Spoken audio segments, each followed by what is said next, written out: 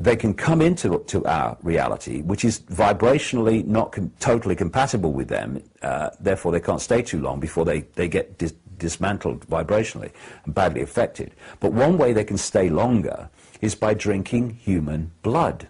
Because human blood, again, if you take it from the holographic, which we see as red stuff going through veins, you bring it into this metaphysical universe level, it's again information. It's a vibrational state, and by consuming human blood, it carries the human genetic code, therefore, metaphysical universe, vibrational code, and it allows them to stay in this reality for longer.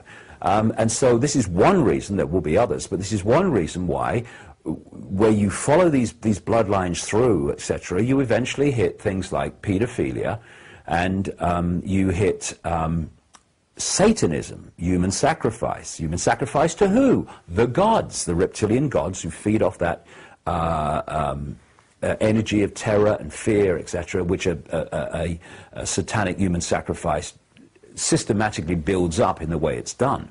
Another thing is that within visible light, within our frequency range, whatever you want to call it, electromagnetic spectrum, when these entities are within that reality, they eat humans like we eat cattle and sheep and animals. And this is, again, a theme going right back in the ancient world of the reptilians eating humans, sacrifices to the gods and all the rest of it. But when they're outside of this reality, in their own vibrational reality, they are feeding off our energy. They're vampiring off our energetic state. Now, if I am going to vampire an energy source, that energy source must be within the frequency range that I can connect with. If it's radio 1 and I'm radio 2, I ain't going to vampire that. I have to make that connection. And so what they've done is structure society to keep humanity. This is not the only reason they've done this. They've done it to keep us in the moon matrix frequency range, which operates for the same reason within this same frequency range I'm talking about. They have structured society to generate maximum fear, maximum stress, maximum frustration, maximum anger, maximum conflict. Because that low vibrational energy and wars, like world wars and stuff like that, and 9/11s, they generate enormous amounts of human low vibrational emotional energy. And they feed off this stuff. And then that power, that sustenance is then recycled back in the control system. But the reason that when I've investigated almost any, not every one, but almost any of these major Illuminati names, it's led eventually to Satanism, and invariably it's led to pedophilia. Why? Because again, this energetic vampiring. What these pedophiles are, indeed what these elite pedophiles are, like Father George Bush and people, I've been naming him for years, and Ted Heath, the former Prime Minister of Britain, and endless bloody others, who appear on CNN and BBC News every day, by the way. We're going to have some real shocks when these names come out, and they're going to. The reason is that they're possessed entities.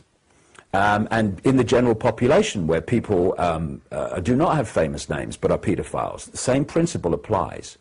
You've got the human level, the hybrid, and they're having sex with the child. Invariably, it's anal sex, even if it's a girl. Again, a common theme. And what is that doing? They're connecting with the child in the area of the base chakra, the base vortex point of the human energy field. While they're having sex with the child, the possessing entity, just outside of human sight, is drawing that energy out from the child.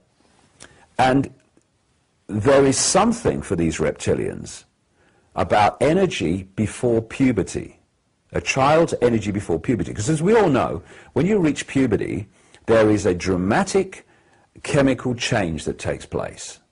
From their point of view, this has an effect on the energy field of the child that they'd rather not have. It's not as pure from their point of view. And when you have this ancient theme, Bill, of sacrifices to the gods of young virgins is just code for children. They were sacrificing children. And because of this pre-puberty energy. And so there is a very clear explanation, once you take this picture on, why so many of the elite people in the banking system, politics, and all these other elite institutions are both Satanists and pedophiles, or one or the other, usually kind of both if you go deep enough into it. And they are feeding off human energy, particularly feeding off the child's energy.